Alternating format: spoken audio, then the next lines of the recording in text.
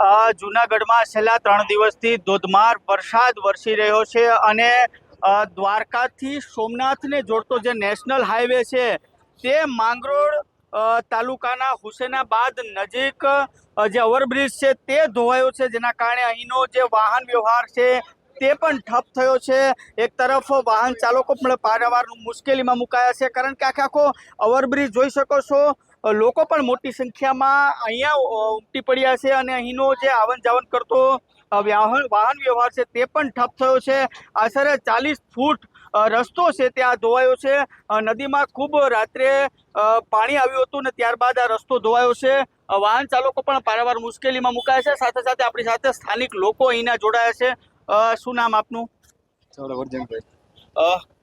Dwarka Somnath road છે અને માંગરોળ નજીક આવેલો હુસેનાબાદ ગામ શેરિયાદની વચ્ચે આ પુલ આવેલો છે। કાલે રાત્રે 22 ઇંચ જેવો વરસાદ પડ્યો છે, ભારે નુકસાન થયું હોય અને અહીંયા વાહન વ્યવહાર ઠપ થઈ ગયો છે। 40 ઇંચ અને કાલે 22 ઇંચ એટલો ટોટલ વરસાદ થયો છે અને અત્યારે વાહન વ્યવહાર અને ધંધાનો રસ્તો મેન હોય તે ખોરવાઈ ગયો છે અને અત્યારે સ્થાનિક લોકો અત્યારે સેવા કરી રહ્યા છે અને આવો માહોલ છે। કઈ નદી પર? નોળી નદી એની ઉપર તંત્ર વહેલું આની કામગીરી કરી અને મોકો આપે બધાને અને સેવા તો અત્યારે કરી રહ્યા છે, તો આ ચાલુ કરવામાં વહેલી માગણી એવી ઈચ્છા। ચોક્કસથી લોકો પણ માંગ કરી રહ્યા છે કે આ જે વહેલી તકે શરૂ કરવામાં આવે। આપનું નામ? આપનું નામ? ફારૂકભાઈ, અમારે અહીં પછી આટલું પાણી આવી ગયું છે, પછી અનાજ તણાઈ ગયું, ટ્રેક્ટરો, રિક્ષાઓ, 4 વ્હીલ 2 વ્હીલ પછી તણાઈ ગયા છે, ભારે નુકસાન છે। અમારી માંગ એ છે કે અમારે પુલ મોટો કરવાનો છે અને જાનવર કેટલું તણાવવાનું એનો કોઈ હિસાબ જ નથી, બરાબર। અમારી તંત્રને એવી માંગ છે કે આ પુલ મોટો કરે અને ઉપરની ડિવાઈડર તોડી નાખે।